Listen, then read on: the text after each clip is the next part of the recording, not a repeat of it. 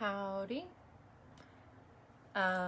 So today I'm finally talking about existential hope.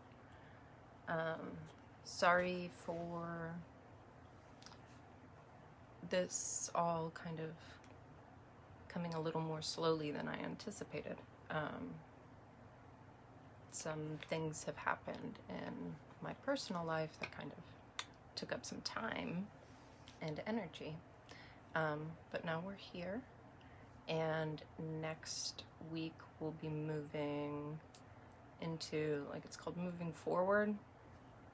And that's where it'll kind of stay with the page. It'll just continue to be updates on like different coping strategies and just more specific stuff that's applicable to,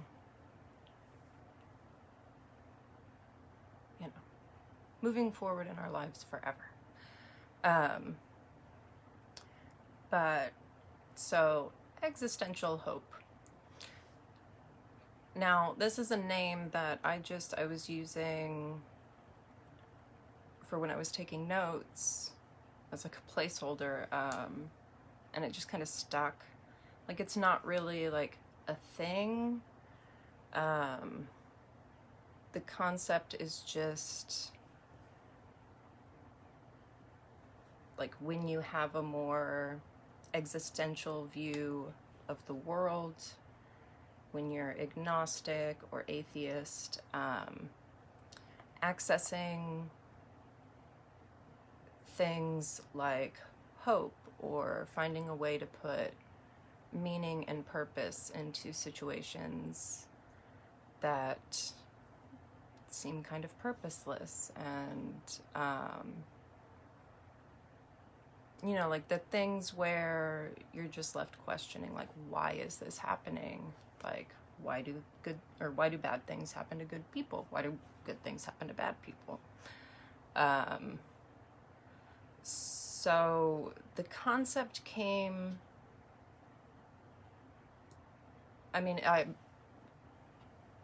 turning it into something for other people started more recently, but all of this kind of comes from years,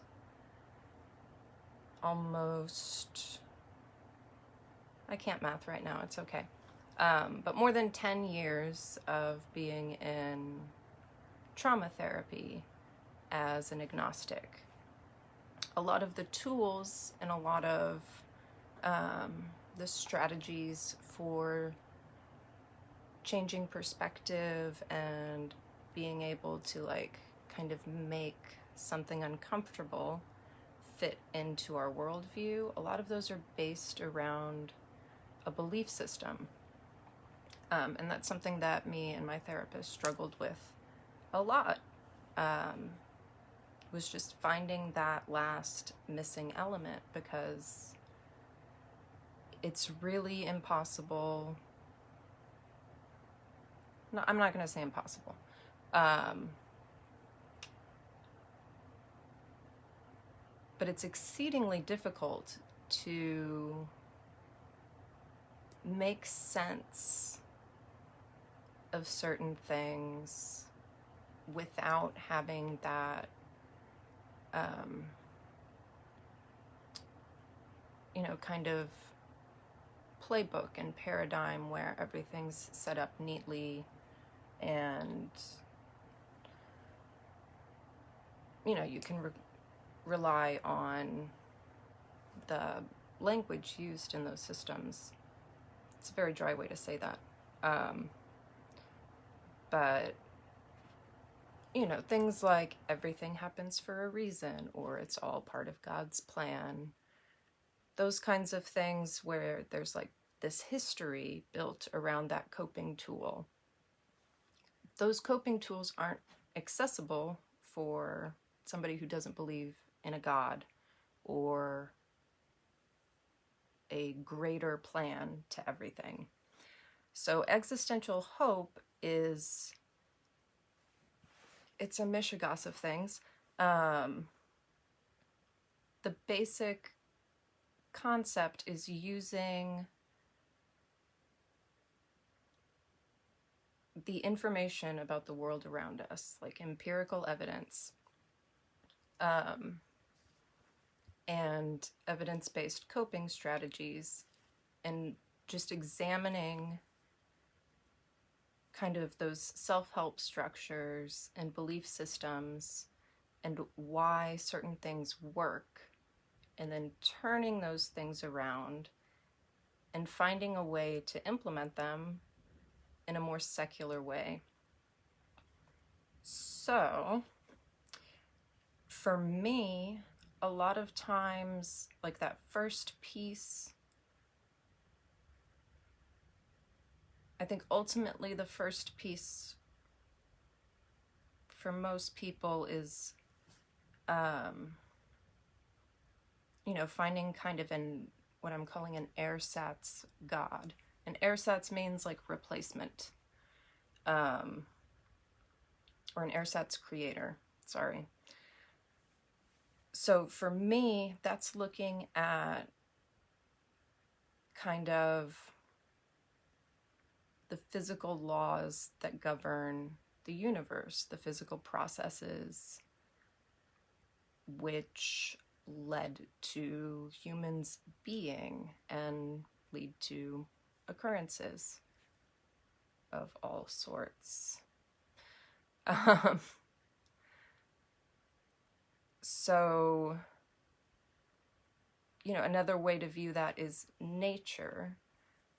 There's a quote that I can't remember at the moment, which is sad, but it's basically nature will not let anything control it.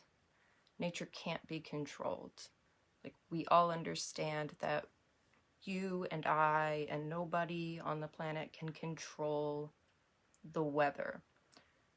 I'm sure people at this point can manipulate elements of the weather, but you cannot control the weather. You can't control natural processes. A lot of times for people with a belief system, this leads to, it's kind of a false dichotomy of God's will and my will, and natural forces are seen as God's will. My will is, my actions. And a great deal of belief systems and self-help kind of paradigms revolve around that dichotomy. And I think that leaves out a really important element of how we experience things and how things function. Is there is my will, there's the small amount of things that I can control in the world. There is God's will, which if you do not have a belief system, God's will would be natural forces, the inevitables, just things that no human being has control over. But there is also your will or another person's will. There are things that happen that aren't inevitable and they have nothing to do with me, but they're because another person has their own will. But their actions can still affect me, right? Or they can affect other people. So without an understanding of like how, like it's really an understanding of where the control in the situation is, which is another, like that leads into another principle of existential hope. But so if we're looking at those things, I call them circumstance, will, and inevitability. So circumstance is, things that, like experiences that you're involved in, where that's how it played out because of different players. Will is, again, my energy being exerted on something. And inevitability is that's just how things play out. I'm a large numbers kind of gal, which can be a little depressing at times if, you know, like on the surface. But for me, that is a, you know, like large numbers, the concept exists. But my belief, like my, I don't know, aphasia, my application of that concept to life in general, my belief in it, like that got all wonky. So there's the actual concept, but then my application of it to life and the meaning of life is a belief. But so for me, using that as like a tool of conception, like how I can see the world, is more comforting to me than other explanations for example, why bad things happen. With large numbers and the law of large numbers,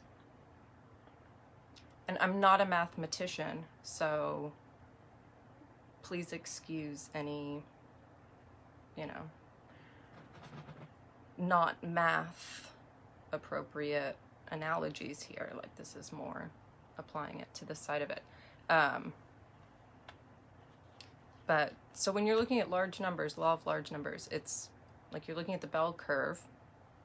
That's one way to, like, one aspect of it. Basically, there's, you know, all of these possibilities, and typically things will fall in this area when you're looking at groups of events or groups of characteristics. Things fall in, generally there's an average curve, but there's always going to be outliers. So for me, it was always confusing when people would talk about things like karma, or that, you know, like luck is balanced, because it isn't. It can't be. Like, there have to be people in the world who, I mean, luck is, that's a conversation for another day. But, you know, there have to be people in the world who have ridiculously good luck and good things happen all the time for them, and people who, like, chance things never go their way. Like, it has to be that way because of how things are.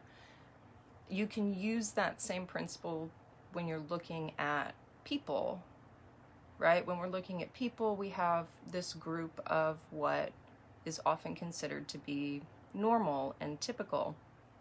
And our society especially has kind of separated those outlier people as specific things, as opposed to, like, it's all a spectrum of human, right? Like, even if you are the slowest runner in the world, like, you can run, you're a person, like,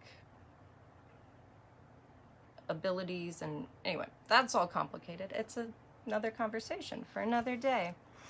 But so the idea is just, all of us have, like, even if we're on that super awesome end of the spectrum of whatever we're looking at, we all have limitations in just general, in what we can control in our lives. And we have limitations within that, like with specific abilities. And all of those are natural. It's a natural thing. I think most of the problem comes in the way we talk about things, and a lot of times we want to hide the parts of us that aren't in that nice little bell curve area. And we shouldn't. Again, over the past 10 years, one of my big coping tools has been communicating about these kinds of things through artwork.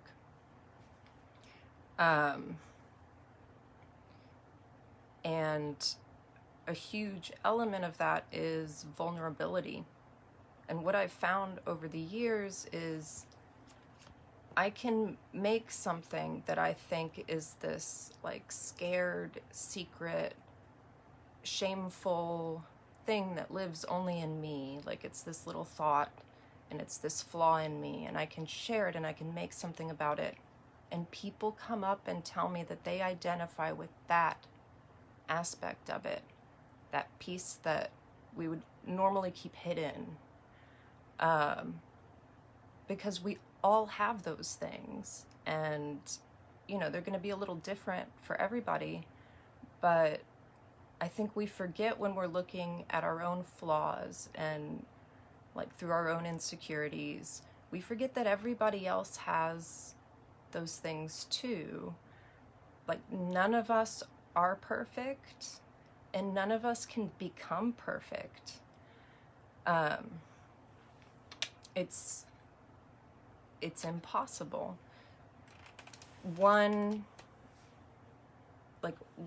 I'm a big linguistics person, but one way to view perfection, right, is it's whole, it's complete. But we're human beings who act and move, and we want to continue acting and moving. But if you're perfect, like to reach perfection would negate that. It would mean that you're no longer moving or acting, because you're there, you're whole. I made a creation story for Existential Hope because I felt like everything needs a good creation story. And that's kind of the idea of it, is like it starts and everything all in the universe is contained and it doesn't need anything. And then, it goes on and branches out just kind of into concepts which are, like, I'm not a huge metaphysics person, and I'm not a fan of like pseudoscience presented as science. So I want to be very clear that there are elements in Existential Hope and in the creation story that are facts, right? They're based off of data that we have about how the universe was created. But at the same time, it's allegory, and a lot of it is more an examination of the language concept as opposed to the scientific body or entity. And so I would encourage you to read that if you're interested, and I want to do a separate video where I read it and then talk about it a little bit. I think it would take too long to include it in this one, which was the original idea. But so we talked a little about the ersatz creator, and really it doesn't need to be a specific thing. Like, it's not, the idea isn't like a deity replacement. It's really just an understanding that the world we live in is uncontrollable by us.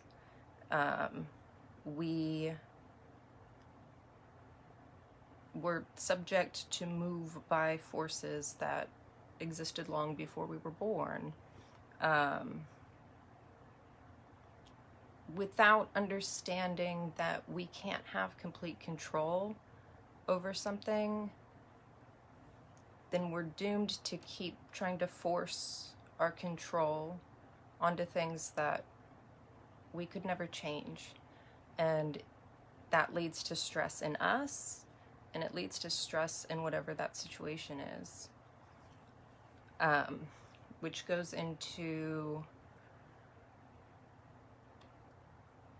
kind of limitations of power and locus of control, which are very similar, but they're slightly different. So limitations of power are like when you're looking at things, it's like when people talk about like, not my monkey, not my circus. We can control very little. I can control my actions. I can control my responses to my thoughts. On some level, I can control my thoughts and my understanding of concepts. But really, like, it doesn't go beyond, like, I can control what I do. I can't control my children. I can, control the information that I give them and actions to help guide them, but like I can't control them. And they're my kids. But they are their own human beings. But I can't control the weather. I can't control if I got fired from work unnecessarily. I can't control that there's a pandemic. But I can control my actions in response to it. So realizing the limitations of our power means that we can then look at situations, and our brains are funny. Our brains will tell us very critical things because it's just one of the kind of cognitive distortion things that we have, to be self-critical and to see the most dire outcome. It was, originally to help us be more aware of danger and act accordingly. But now it's just, it makes people neurotic. But so a healthy locus of control is an internal locus of control. It's where you're viewing situations not by what's being imposed on you by the situation, but by what actions you are taking or what actions you can take to improve the situation or get through it,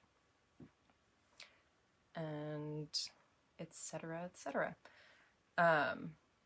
So instead of, well, no, that's, psycholinguistics is fun because then you can also trick yourself. The thing that I was thinking of that doesn't really apply for this was,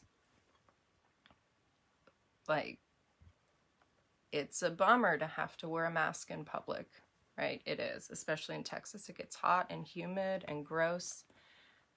So a lot of us probably have the thought that's similar to, I gotta put my mask on.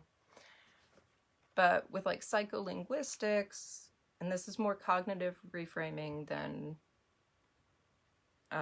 locus of control. Locus of control would be focusing on, I can wear a mask in public to reduce my risks and reduce the risk to others. But this one is a trick that I like. Instead of, I have to put my mask on now, you can start telling yourself, you can think, damn, I get to go be a superhero and protect people. And then you put on your mask. And it sounds stupid and silly. It really does. But, I mean, it works. Like, it stops your brain from continuing on that, like, I have to do this. Like, it's an imposition on me, and turns it into, you know what, this is recommended. I'm making the choice to make good, responsible decisions, right? So, a little early for the psycholinguistics element, but that's fine. So another principle of existential hope that I think is a really big one that humans we don't talk about it a lot. There's like a lot of fun cliches about it, and there are great quotes about it that people share, but nobody talks, and I shouldn't say nobody, I'm sure there are people that do. But there's not a lot of conversation about, like, we all know that society has, we're set up in this system where we feel like we're winning or losing based off of the choices we make and based off of how, like, the results of those choices. And we all, like, success is a very complicated thing. But I think all of us, in a sense, feel like acquiring whatever that success is a way to permanence. It's a way to outlive, like, our own mortality. But so we put this, like, we seek permanence in things where there's no permanence. And, like, functioning off of goals with that in mind instead of, like, broadening up and looking at the bigger picture. I mean, it does the same thing as kind of what we were just talking about. It just kind of sets you up to disappoint yourself because it's an unachievable goal. Like, inherently to human beings, it's not achievable. So I'm calling it the permanence infinity paradox. In that, when you start to focus on acts that seemingly, from the way we normally function, aren't a permanent, like, success for me, right? But they contribute to good life persisting somewhere else. Like, that's permanence, that's infinity. Like, you want things to continue. I mean, that's true immortality. If a human can have immortality, is to have influence, to have people recognize and understand things you did, or just to have been so affected by the relationship that you had with them that they carry that on into the future. They carry it on past your death. Like, building things for future generations, like, but it doesn't have to be these great aspirations. Like, you can just focus on small things where you're trying to cultivate life itself. And it's not like you're denying yourself a success there, or you're denying yourself in the reward of that success, because often it goes hand in hand. Like, what can serve me right now can also serve moving things forward. And it feels like that might be something that needs to be addressed separately as well, because I'm not finding a good way to sum it up. Sorry about that. Now, one of the big ones, and we talked about it, or I talked about it, sorry, I'm doing the jazzercise thing. Y'all are doing great. I talked about it a second ago, is like, we really have to embrace the inevitability of human faults and flaws. And that means for ourselves, like, we need to understand that we need to keep our expectations realistic. Like, there's no perfect. We can't be ideal. We all have limitations in certain areas. Like, the goal of healthy living and healthy coping is recognizing where those limitations are going to impact our lives and finding ways either around them or finding ways to cope without that ability, which in some senses is very easy. Like, I'm not good at fixing cars. I'm not. I look at like 3D mechanical things and my brain just nopes. I don't understand it no matter how much I read about it. I cannot be a mechanic. I'm okay with this. Like, that's an easy thing. I mean, it does kind of stink that like I have to look at things over and over to change my oil, but I've gotten too far off topic. But so when we're focused on this idea of perfection and that we aren't there yet, we start to ignore all of the steps that we've already like mastered and like everything that we've overcome. I was talking to my kids the other day. They were playing this math game and they were both upset because they couldn't beat the level they were on, and they were very upset. It's high stress times, so little things are big things. And like I had to sit down and explain to them, like I asked them, I was like, how many levels have y'all beat today? And they had each beaten like 3 levels, but they were super upset and thought that they were doing things horribly wrong because they were both stuck on this one level.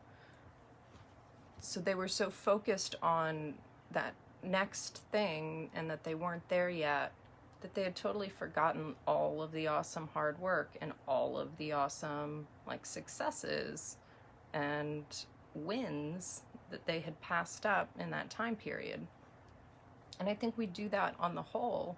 We forget about all of the things that, you know, we've endured to get to the point where we are right now. Sometimes we don't even notice them. And I think that's really, it's a dangerous thing because it sets us up to lose sight of the progress. And when we can't achieve perfection, which we can't, then the goal is progress, right? We want to get better, we want to grow. No matter what that looks like individually for us, like that we aspire to, or I don't know, maybe everything is perfect in your, like at this point in your life and you just want to stay and exist. And awesome, that would be cool. I don't have that experience. But I think when we aren't looking at that progress and we're not looking at all of those pieces that have moved us, you know, miles and miles, and instead are looking at those last inches,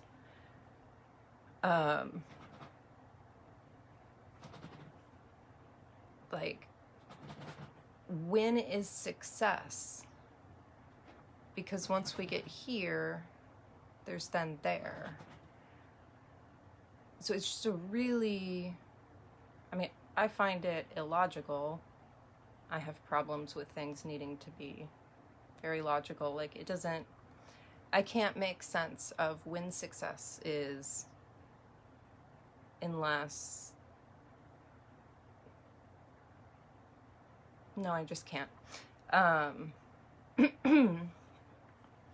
But when we embrace that we have faults and we have flaws, we also need to understand that everybody else has faults and flaws, and everybody else is incapable of being perfect. So we need to give ourselves grace. I like that word. I know it's commonly used in religious contexts, but I love that word. We need to give ourselves grace, and we need to give other people grace to be imperfect, because it's the human condition. One way that I found is helpful is scaling successes. So you're not, so instead of focusing on this is the ultimate goal, the focus is on each successful step getting there.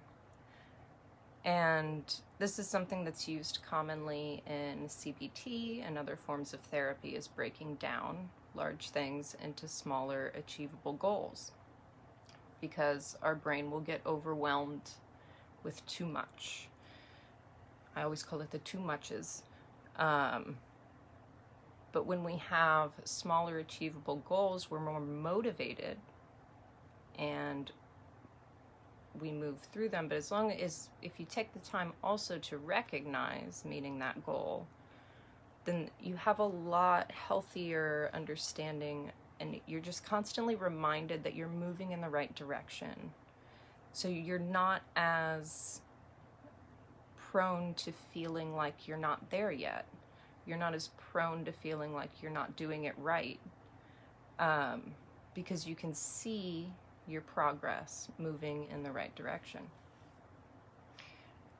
A big element of existential hope, since there's no dogma and there's no religious texts or specific philosophies, is storytelling. And it's really just understanding that stories in human communication are, I mean, they're really the only way that we can understand the world. I'm including scientific evidence as stories for this purpose, by the way. It's the only way that we can understand the world, other people, like how other people think, because they do not think like me, right? None of us thinks exactly the same, but they help us better understand ourselves as well. It's the making connections with the small things that we feel embarrassed about, or that we think we're alone in. Hearing another person just even admit that that's their reality too. I'm sorry if you can hear Izzy, that's my rabbit. Even just hearing that other people experience those things is a big help. Going further and finding people who have experienced those things and, you know, this is how they deal with it, or this is how they turned it into something beautiful and amazing. That's an extra level of catharsis for, you know, the things in us that feel broken or flawed or not enough. I'm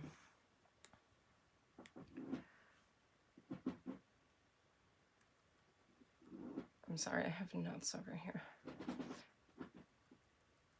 Real quick, because I've, you know, been going on a while. The last elements are support, gratitude, and compassion. I mean, those aren't the last elements. That's the first of the last elements. It's 3 things. So that's recognizing when we need support from other humans, when other humans need support and we're able to provide it. Gratitude. This is one of those things that, because of the word, it will rub people differently. Like, people interpret it differently. But gratitude is really just looking at situations from the perspective of what you do have and how to use those things to keep moving forward. Because a lot of times, again, with negativity bias, our brain wants to focus on the things that we haven't gotten to yet. And that can spiral, especially when there's big outside stressors as well. So it doesn't, mean that if you just lost your job and got kicked out of the house, like, you need to be grateful for everything that you do have.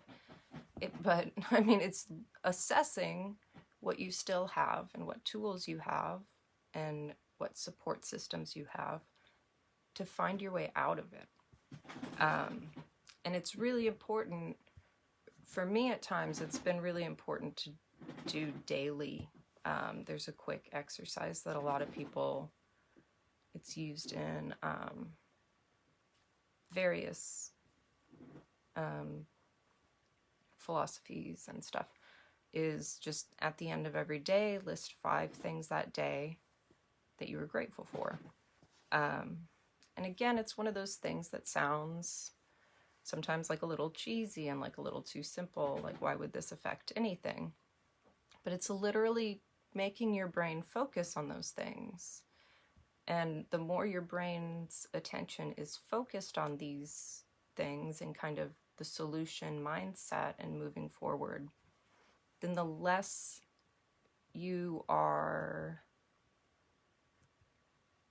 likely you are to fall back on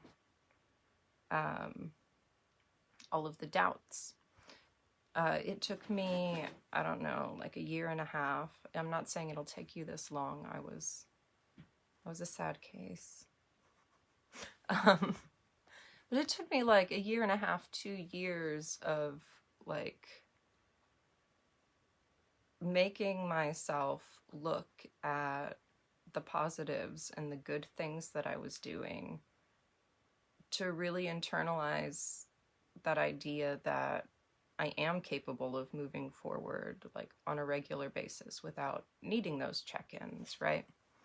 But I'll still do check-ins because we're humans. Like, there are things that are going to throw us off. There are things that there's too much doubt and uncertainty around for us to deal with naturally, and we aren't really given these tools, at least not, preemptively, which is what I'm trying to do, because today, it's tragic thinking that there are any people out there who might not have access to ways to cope with this.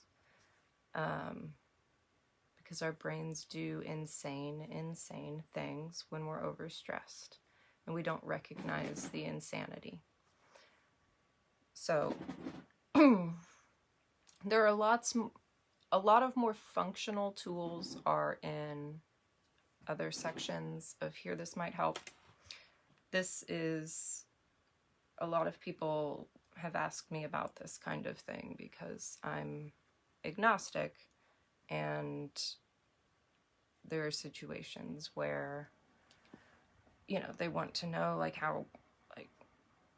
why does this make sense? How is there hope for you if that's what you actually believe? And at a fundamental level, there's nothing about like existentialism, like the concept of we have one life to live once. There's nothing about that that's inherently hopeless. There's still a lot of meaning and power in existing at all, ever.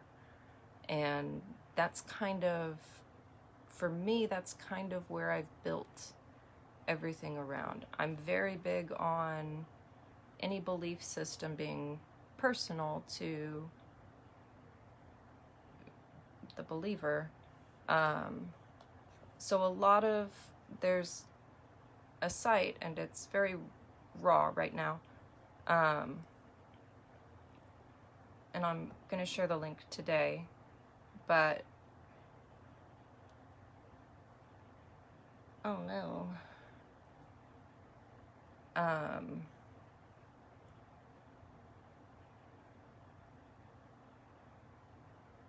that's just gone. I just lost that. I'm sorry.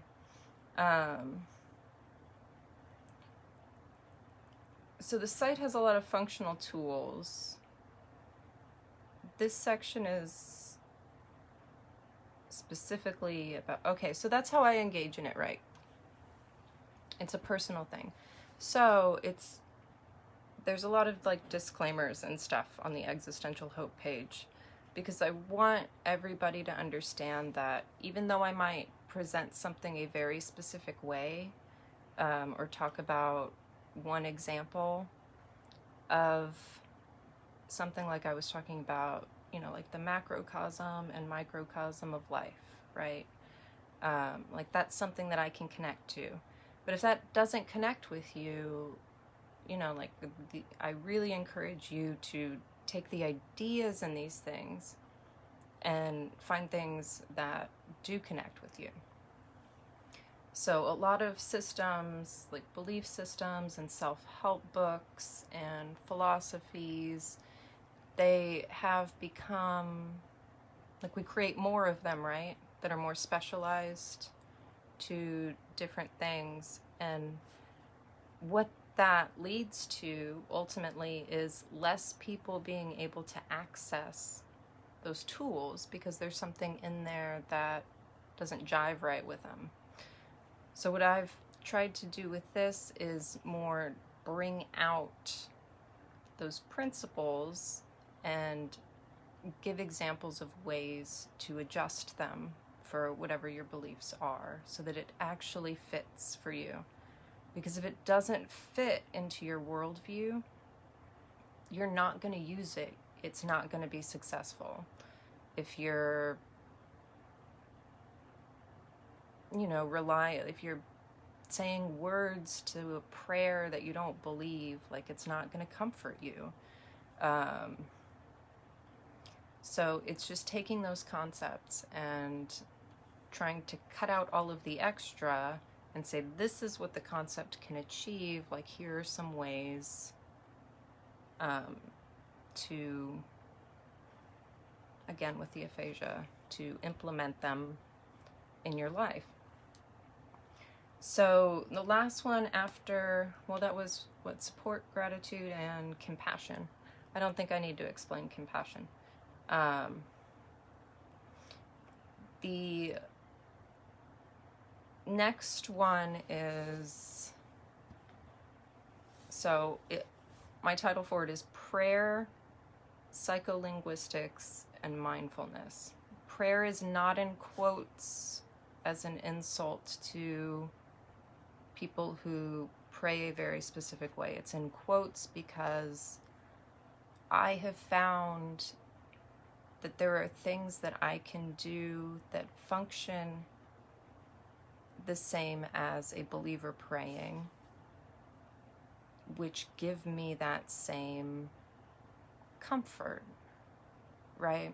There are actually studies that have shown that prayer is effective. It is effective for the person who is praying. If I pray for gold bunnies won't exist, but I might feel better about the idea of the possibility of gold bunnies. I don't know, that was a weird. But anyway, so there's an author that I really love. She's brilliant, but she has a lot of work on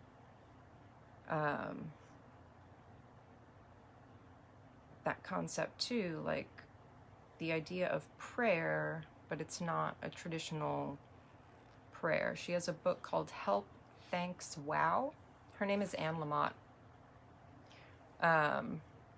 And that book, I have it, I still haven't read it. But for her,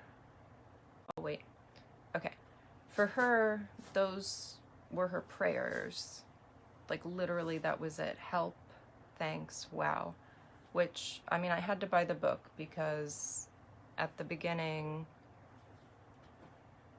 of when I was starting to practice these things and kind of trying to implement prayer, for me, my prayer was when I woke up in the morning, was please. And before I went to bed at night was thank you. And the only other, like, if I was struggling with something, it was just give me strength. And, like, there was never an idea of, like, there's not an idea of me asking those things of a specific person, just the intent and the focus and just saying it, the act of saying it, can be really comforting for some reason. Even, I mean, in my understanding of it is it's telling myself, it's reminding myself, like, you know, please survive the day. Thank you for making it through this day. And like, hey in there, Mickey, like, is there a little extra more strength that I can have? Like, I made that sound really ridiculous because this is a strange topic for me to talk about. However, it helps keep perspective on what's going on.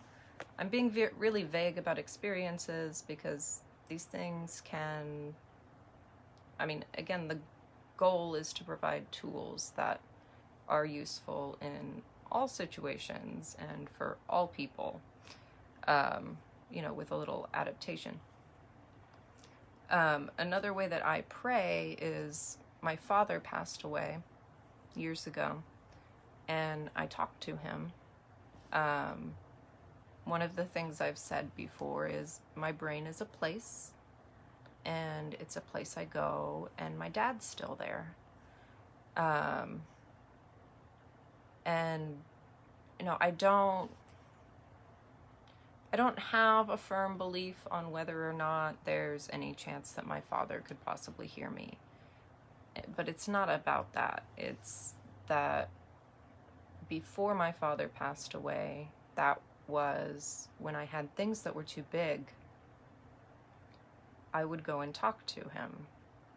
And through years and years of our relationship, sometimes I, just by going through that like scripted motion of right now I'm talking to my dad, I can like hear that advice because I knew him so well. Like some of these things, like once I'm in, like looking at it from that perspective, I know what he would tell me, right?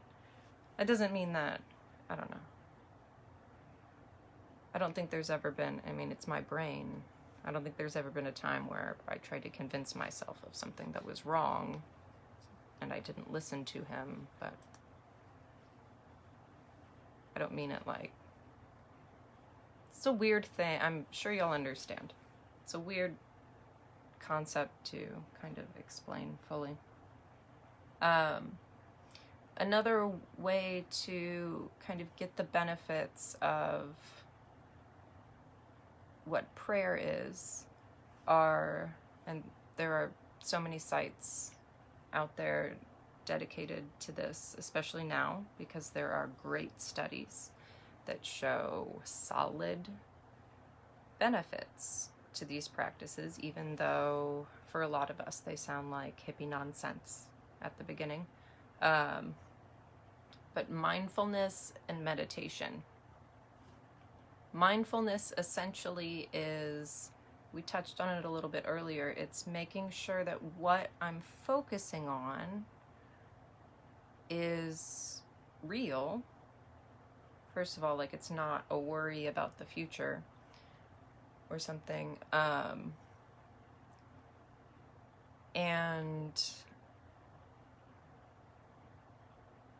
oh man, I keep doing that. We'll go to meditation.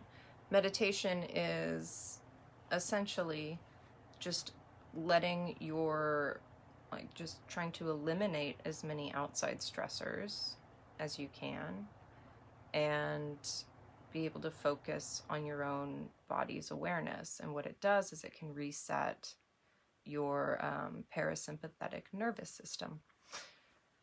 And so many of us go through the day not realizing, maybe our back has been tense all day and you don't notice it because you're going through the day.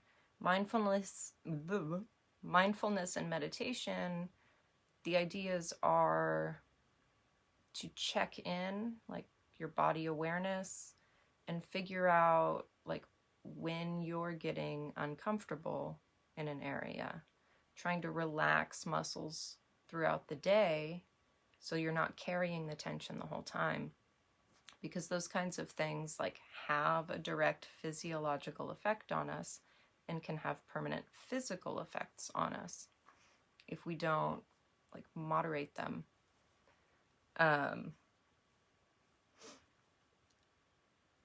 Positive self-talk, like positive affirmations, again, that's a concept that a lot of people feel like it's cliched. You think about like the whole standing in front of the mirror and like, you are worth it. And I don't even remember somebody should comment with you know what I'm talking about. Like, the fake self-help thing that people always bring up. That's a real self-help thing. But positive affirmations, especially with like mindfulness and meditation, what they do is they are harnessing the power of psycholinguistics. Psycholinguistics it's the study and the science of how our use of language affects our perception and our experiences, like how literally the words we are using contribute to like psychology, our individual psychology and sociology. And it also, psycholinguistics also studies language acquisition because it's tied together, right? So the idea, again, with psycholinguistics is you're taking something that maybe your first thought is, I don't want to do the dishes. I have to do the dishes. And I get to do the dishes and have a clean bowl for my ice cream later. Like, it sounds dumb, but it works because our brain's silly and you can trick it.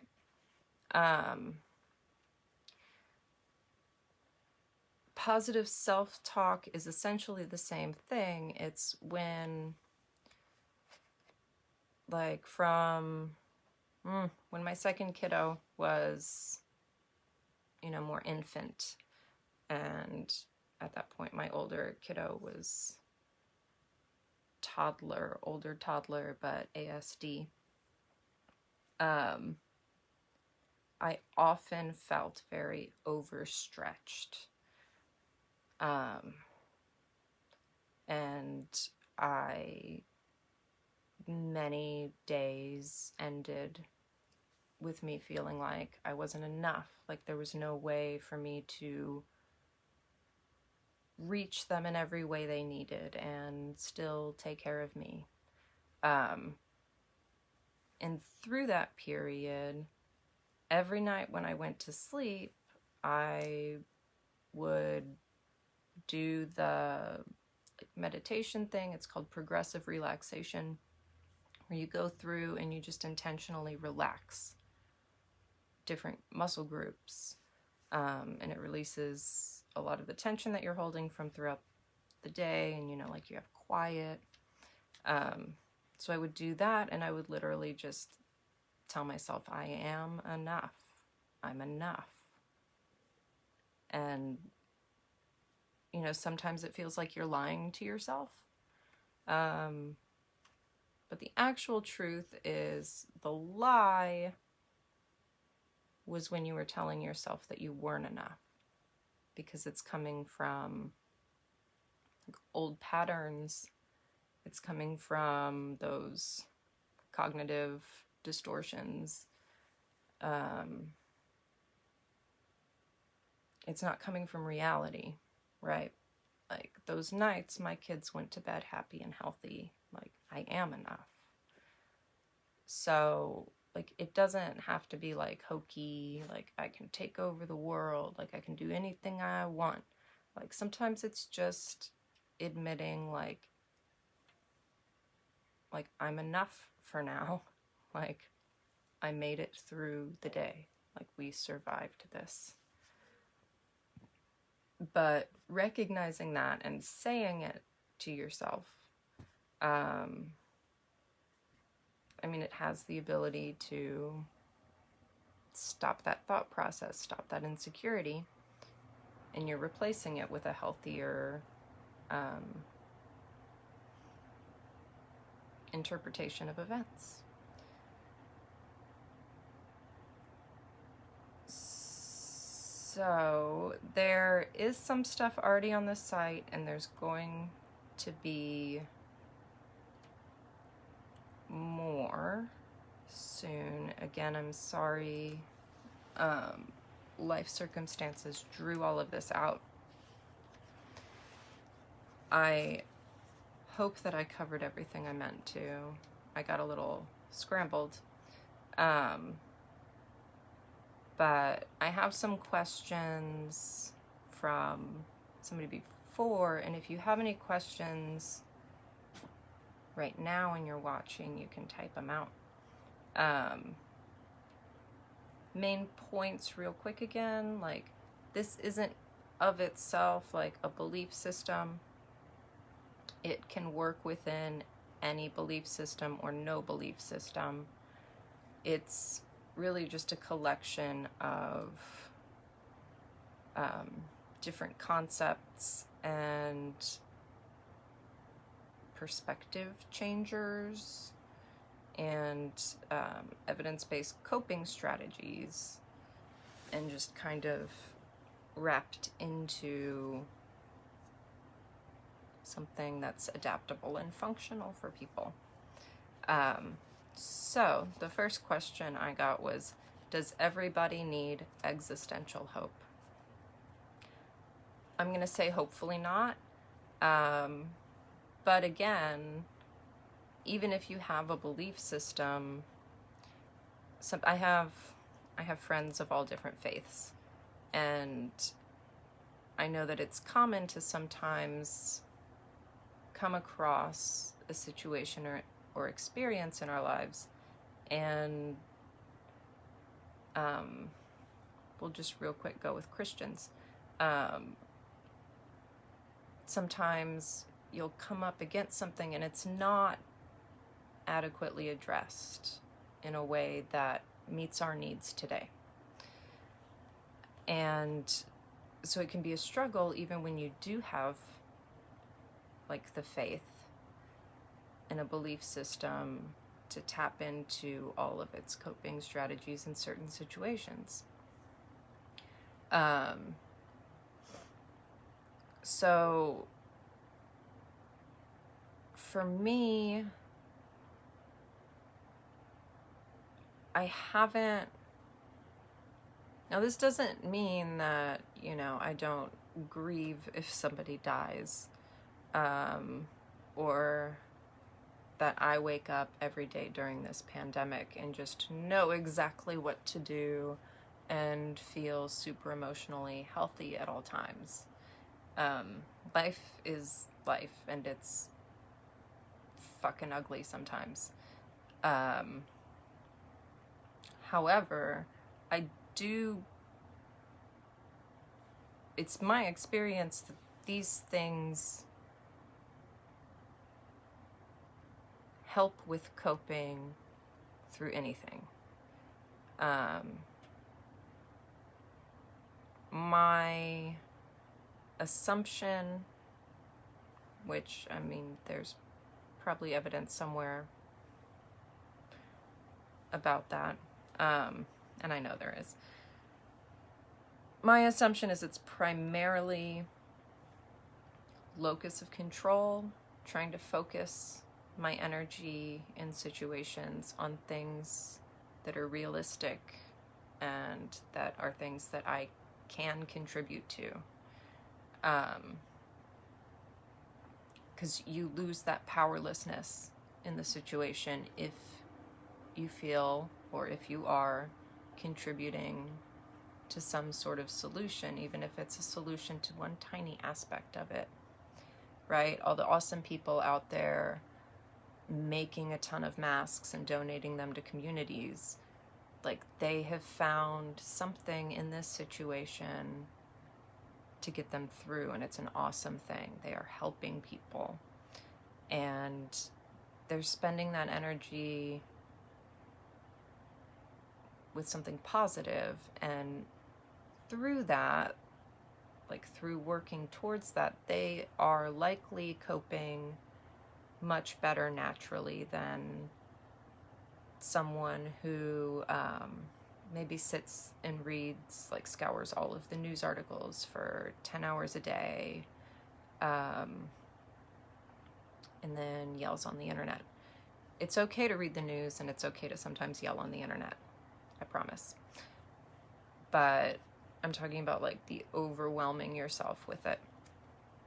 If we have something that we're doing that we feel is purposeful in this situation, or in any situation, any adversity or struggle that we're going through, that is I don't know, it's saved my life dozens of times, at least. That's my review of finding something that I deem as purposeful in a shitty situation. Excuse my language, I'm sorry. So does everybody need existential hope? I think everybody could benefit from it as a supplement, at least to other, aspects of their worldview. I'm sure there are people out there who, have, they inherently think in ways that are healthy coping, which I'm happy knowing that there are probably people out there who can do that. So, maybe they don't need any of it, and that's cool. And I mean, I'm reluctant to say that anybody needs it, but we all need ways to have healthy coping during stressful times, especially something like this. And I found it super important to do this because I know a lot of other agnostics and atheists, and I hear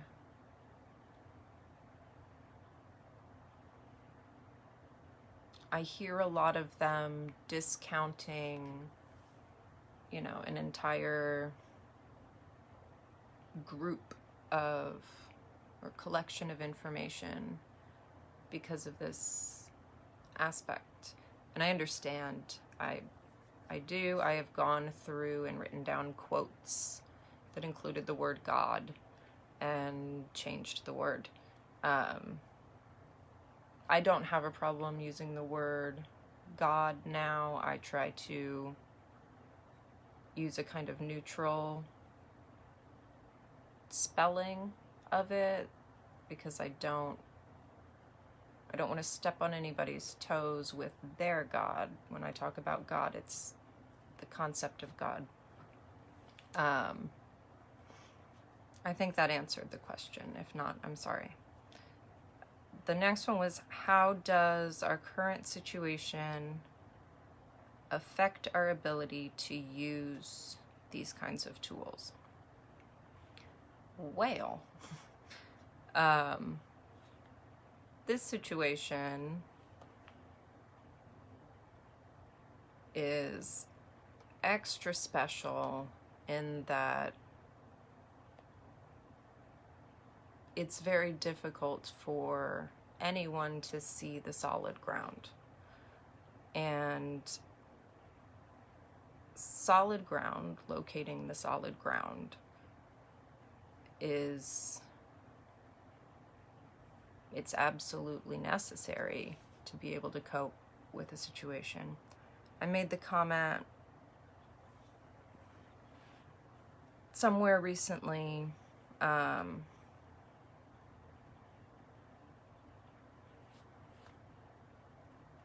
that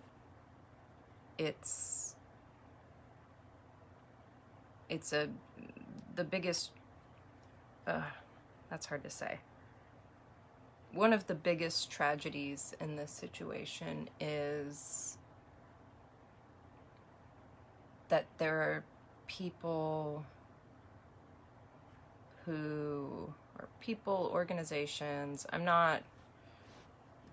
I genuinely don't know who starts most of these things.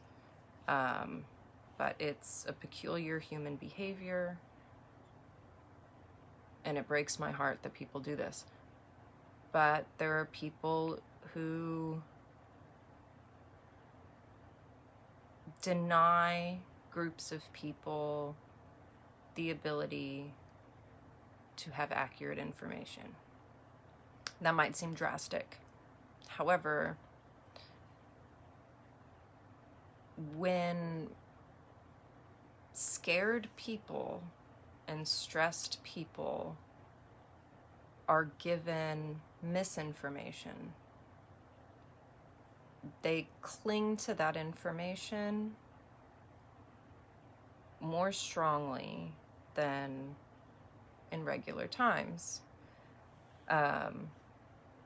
And humans have another peculiar cognitive bias. Well, we have the cognitive bias. We have acceptance. What is it? Cognitive dissonance is like,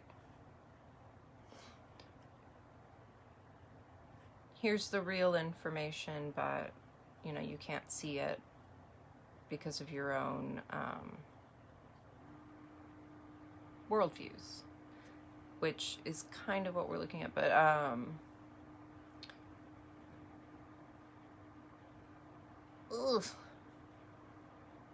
don't know. But the point is,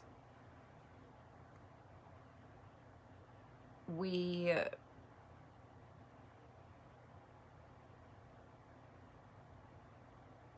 scared. So I need to back up. When we're in this situation, our brains are switched over to a fight or flight response, and our executive functioning shuts down. Not entirely for some people, but we can't construct reasonable thoughts. And there are studies that show that when data is tied to like a firmly held political belief or religious belief or any kind of philosophy, if it's in the context of those things, we can't accurately read the data. Like, we can't. There's something in when that data is then presented in a neutral situation, the same people can interpret that data accurately. But in the context of our firm beliefs, we don't interpret it correctly. And that's scary. And that's, best of times. So when people are already stressed and threatened, that's just magnified. And if people are feeding them false information, and information that often will make them skeptical of what other people are telling them and skeptical of other people's motives, it becomes impossible to deliver neutral, accurate information to a person. There's a point where it's just, you can't. Studies show that, the more, like, if you're pushing accurate information at somebody, the more ardently they hold that belief. And it's one of the barriers to really effectively working together in crisis situations or in daily life. But so without access to accurate information and that solid ground, any coping strategies are more difficult to use, which is why it's such a huge thing for me with the evidence, is no matter what, if you're operating off of incorrect information, you're not making an informed choice. You're not able to cope with the real situation, and eventually, like, the coping you did is going to be kind of moot, because, like, it's either reality will sink in or things will be playing out entirely different than what you have coped for. There's an entire section on, again, it's set up to teach you how to do it, it's not just like a list of resources that I deem appropriate. It's more to try and give people the tools of how to discern if something is credible or not. And I'm not saying that y'all don't understand how to judge a credible source. Some people have gotten very tricky lately, and again, if you pay attention to language used, for me that's always a really big clue, is how people are writing, like how they're trying to deliver the information. So I think at this point, the biggest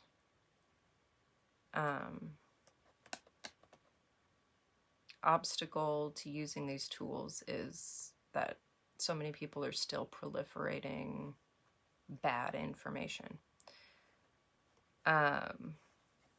So the next question is about developmental stages and existential hope. So I'm thinking that's more geared towards, like, how could you tailor this for kids? Like, are these appropriate tools for kids to use? And yes, you would definitely want to tailor language and maybe some of the concepts. It's really family dependent.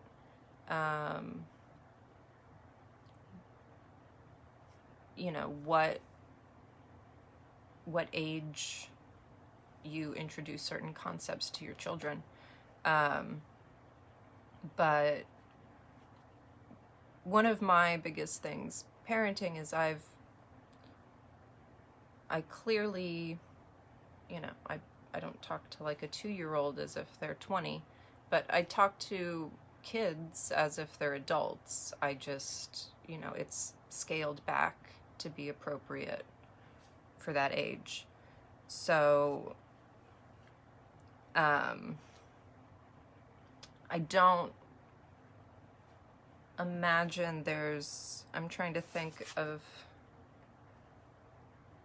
if there's anything in there that I might, like, that the concept is maybe too much for younger children, but I think really, as a parent, if you're a parent and wondering about those types of things, I think reading through it would be easy to kind of turn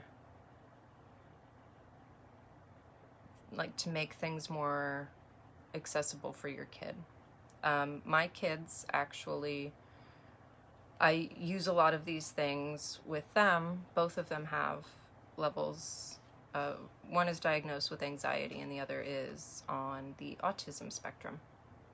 And so we use a lot of these tools in our house that often comes in the form of samurai training, which I promise someday, I have promised people this. I'm sorry I haven't delivered yet. I will, I'm going to be trying to release some of that, so it'll be kind of not a lot of like, I mean, I think kids, you know, they still have all that hope, right? They're blessed with a smaller view of reality already. They kind of keep it within their bubble. So with that, it's more focused on individual like stress management, coping strategies, and dealing with when an emotion or situation is too big. So yes, kid-friendly if adjusted. The creation story though is kid-friendly. I read it to my kids Friday and it was neat because they liked it. Okay, so the last question was, how do stressors such as isolation, and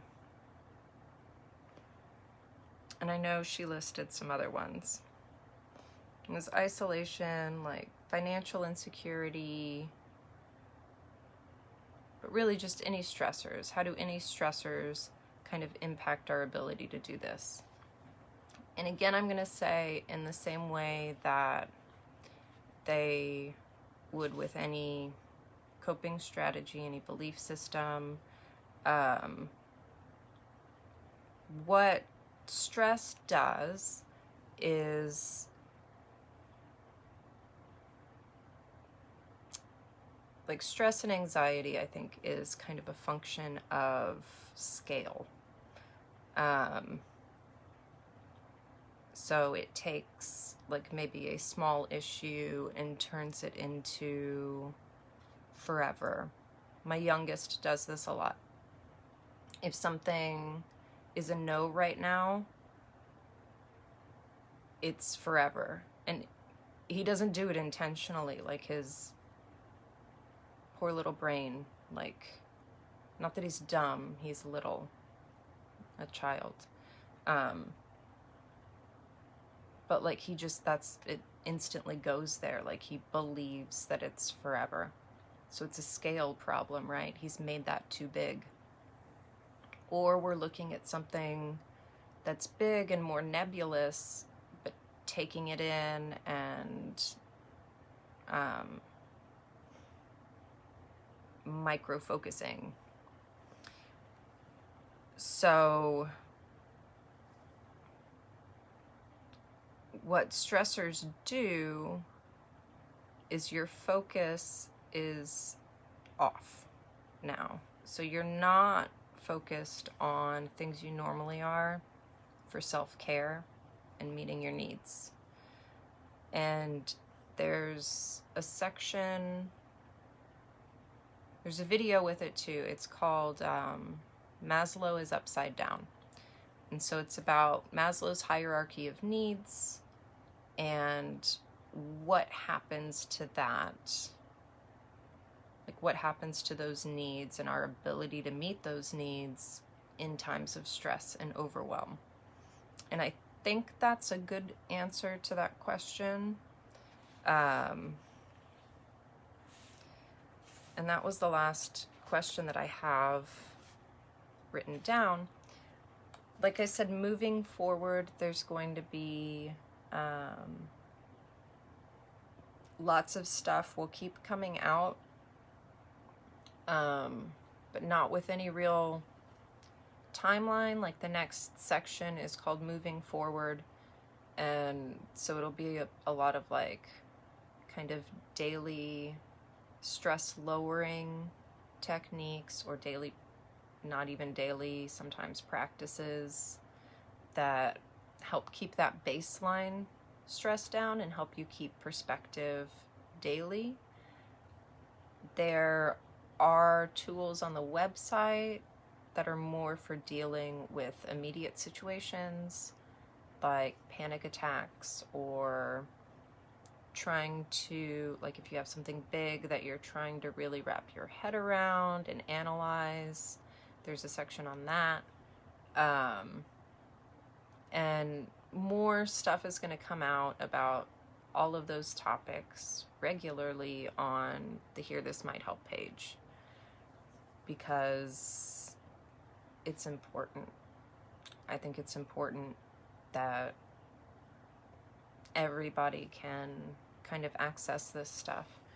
And I don't even feel like I really got into a lot of the cool stuff with Existential Hope.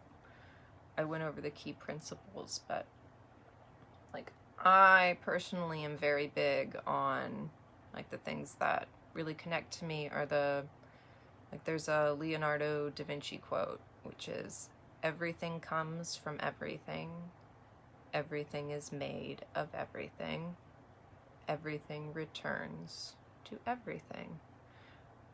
So it's just weird things like that for me, just like, it's just that quote like really encapsulates it, right? Like, there's the connection, there's the admission that eventually everything goes, but it changes, right? In physics, we know that things don't, like, energy isn't created or destroyed, it's transformed. So for me, it's really kind of focusing less on creation and destruction and more the changes and the transformation that happen in between, and how we can use our own actions to stay focused on the things that we find meaningful, which are very different for each person. But at the same time, most of them come back to the same things. Like, we want safety for ourselves and our families, right? And we want to be understood, and we want to feel like we're not doing everything wrong. We want to feel like we're good enough.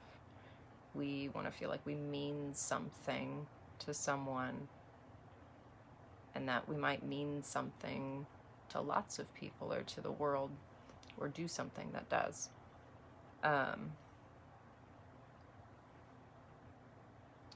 And so, again, there's not anything that just instantly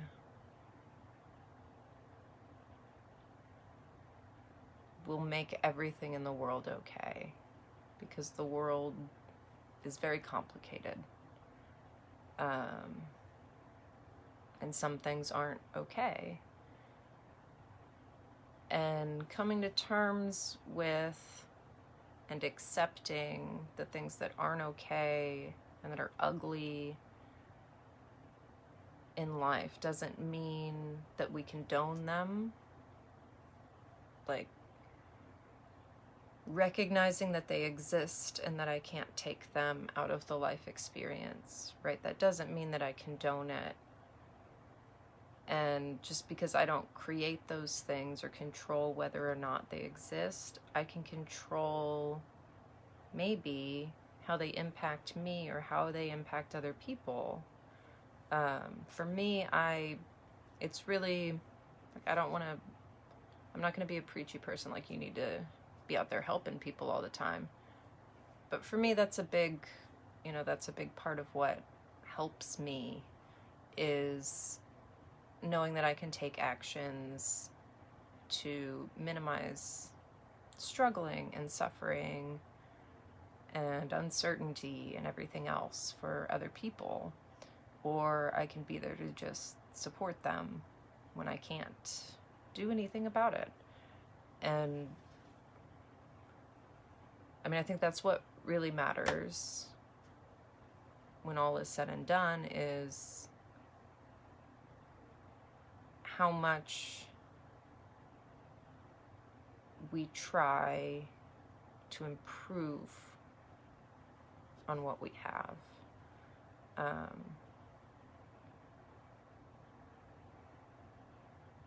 And even when things are super dark and scary, like, you can find hope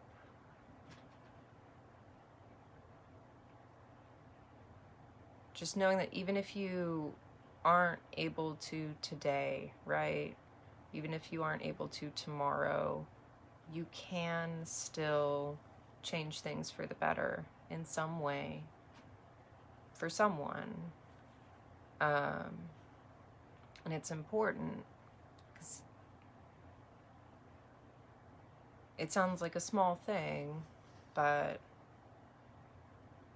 it's important. It's important for me to know that there are people out there who are willing to support me when I need it. And like, a small gesture for one person can mean a whole lot to the person on the receiving end. I've had lots of those where people have no idea how much their small gesture, you know, helped me make it through that day, or maybe they said something and it helped me see an issue from an entirely different perspective, and I was able to find different solutions. But that kind of collaboration and connection, and, you know, giving ourselves and other people the grace to be imperfect, I mean, I think that's what really, for me at least, that's what makes life life. It's what makes it an amazing thing and not just a thing. With that awkward ending, I am going to stop the video, but hopefully you guys will stay in touch. Sounds like I'm signing a yearbook. I'm gonna be doing more videos and stuff too. I don't know why I said stay in touch, but you know, just stick around, check things out. If you have questions ever about any of the things, like, send me a message. If I think because I never really am fully aware of what I need to communicate for, like, to be understood. So you might send a really great question that I decide I need to, like, oh, I need to answer this for everybody because I forgot it. All right. Well, I was about to say I love you guys, and I do. If I don't know you and you find that awkward, sorry. I mean it in the, you know, I care about your well-being. Y'all have a great day and a great week, and there will be more from me soon-ish. All right. Bye.